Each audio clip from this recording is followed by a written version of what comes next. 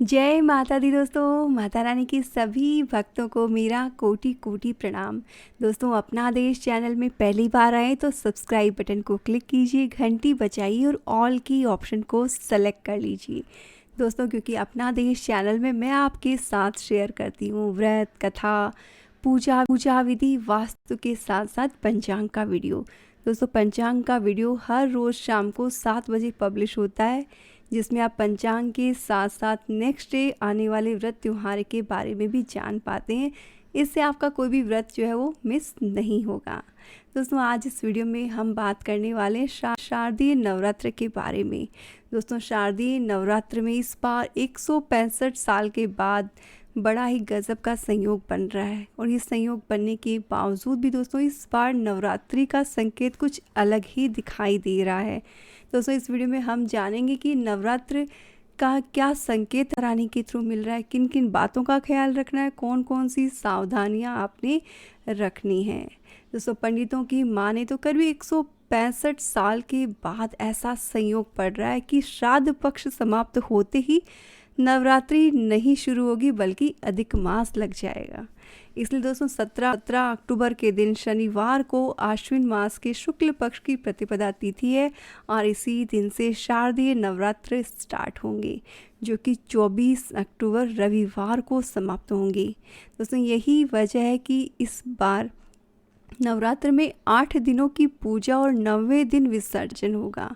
और अब की बार पुरुषोत्तम मास की वजह से पितृपक्ष और नवरात्र के बीच में 1 महीने का अंतराल आ गया है, और नवरात्र का आरंभ तुला संक्रांति के साथ हो रहा है। लेकिन इसके साथ ही इस वर्ष कुछ ऐसे भी संयोग बन रहे हैं जिनको लेकर ज्योतिषगण जो है वो बहुत ज़्यादा आशंकित है।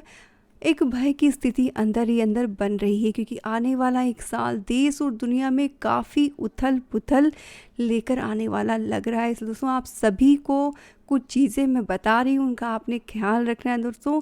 कि इन दिनों राहु केतु की स्थिति भी अनुकूल नहीं है। ऐसे में इस वर्ष नवरात्र को लेकर ज्योतिषों का क्या मानना है जान लेते हैं। दोस्तों, सबसे पहली चीज़ थी कि 2 नवरात्र एक ही वाहन पर आना शुभ संकेत नहीं होता। दोस्तों, वैसे तो माता भगवती का वाहन होता है शेर, लेकिन माँ हर साल नवरात्र के दिनों में अलग अलग वाहन से भक्तों को दर्शन देने आती है।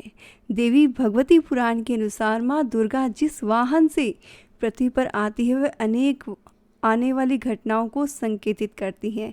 जैसे इस बार माँ का आगमन होगा अश्व यानी कि घोड़े पर, और वापसी होगी भैंसे पर। साथ ही ये भी एक संयोग है कि चैत्र में आने वाली नवरात्र में भी माँ अश्व पर ही विराजमान होकर पृथ्वी पर आएंगी। और दोस्तों, ज्योतिष आचार्यों की माने तो इस प्रकार 2 नवरात्र में एक ही वाहन पर आने से यह शुभ संकेत नहीं है।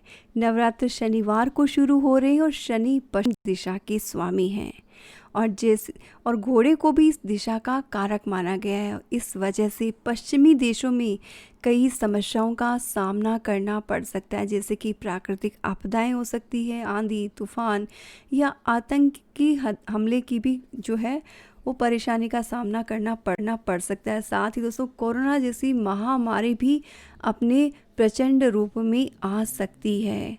इसके साथ ही दोस्तों, भारत पर भी इसका बहुत ज़्यादा नेगेटिव इफ़ेक्ट पड़ सकता है। अमेरिका और चीन में ज़्यादा तनाव हो सकता है, जिसका खामियाजा पश्चिमी देशों को भुगतना पड़ सकता है। साथ ही तुर्की, फ्रांस जैसे देशों से भी संबंधों में गिरावट आने की आशंका है, और साथ ही सांप्रदायिकता को लेकर युद्ध की स्थिति भी खड़ी हो सकती है, और इसका असर भारत पर भी देखने को मिलेगा। जनता को बेरोजगारी, महंगाई जैसी कई समस्याओं का सामना करना पड़ सकता है, और दोस्तों की वजह से चोरी चकारी, मार काट, आत्महत्या जैसे केसेस वैसे भी आजकल बढ़ने लग रहे हैं। ये सब कोरोना का ही एक साइड इफ़ेक्ट नज़र आ रहे हैं, क्योंकि दोस्तों कोरोना की वजह से जहां लोगों को धन की समस्या, आर्थिक समस्याएं हो रही है, वहीं पारिवारिक जो रिश्ते हैं वो भी ख़राब हो रहे हैं, क्योंकि दोस्तों सामंजस्य की कमी कहीं ना कहीं जो है वो खल रही है। वैसे दोस्तों, एक चीज़ और मैं आपको बता दूं कि माँ भगवती की वापसी भैंसे पे हो रही है, जो कि शुभ संकेत नहीं है।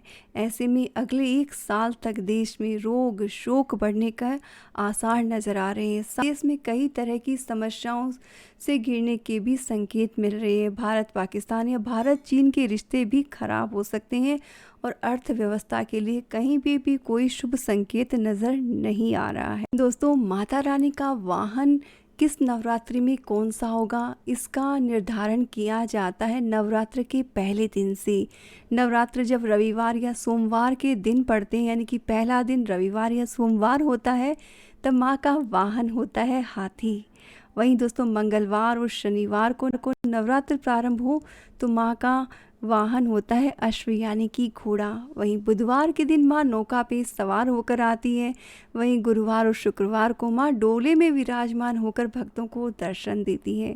दोस्तों, माँ का अश्व पर आना और माँ का नौका में आना दोनों ही बहुत ही ज़्यादा नेगेटिव संकेत देते हैं, लेकिन दोस्तों माँ का हाथी पर आना सबसे ज़्यादा शुभ संकेत है। लेकिन बड़े अफसोस की बात यह है कि दोस्तों इस वर्ष नवरात्र का प्रारंभ हो रहा है शनिवार के दिन, यानी कि माँ घोड़े पर सवार होकर आएंगी। इसका ये संकेत है कि लड़ाई युद्ध झगड़े की स्थिति बनने के संकेत मिल रहे हैं। वहीं दोस्तों, माँ की वापसी के संकेत भी कुछ अच्छे नहीं हैं।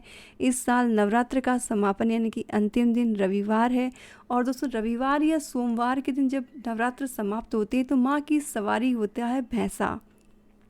वहीं मंगलवार और शनिवार को माँ मुर्गे पर सवार होकर जाती है और बुधवार और शुक्रवार को हाथी पर। वहीं गुरुवार के दिन अगर नवरात्र का समापन हो तो मनुष्य की सवारी से माँ जाती है, जो कि जीवन में जो है बहुत ही शुभता लाता है, संपन्नता लाता है।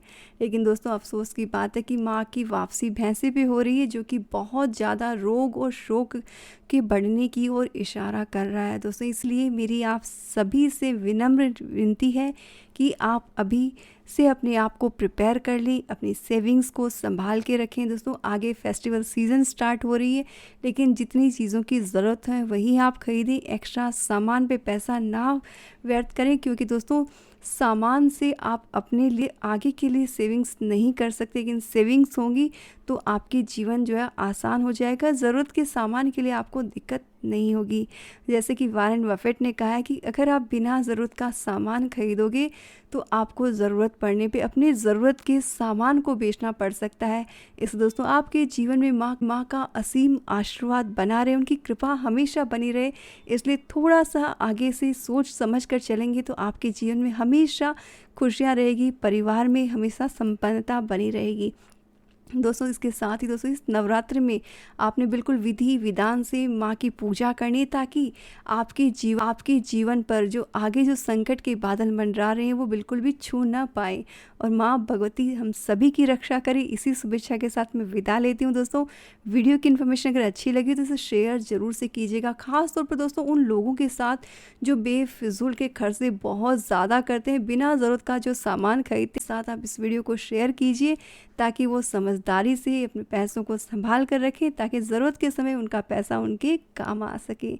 इसी शुभेच्छा के साथ कि आगे आने वाला जीवन आप सभी के लिए ढेरों खुशियाँ लेकर आएगा। आप सभी को नवरात्र की ढेरों शुभकामनाएं। जय माता दी।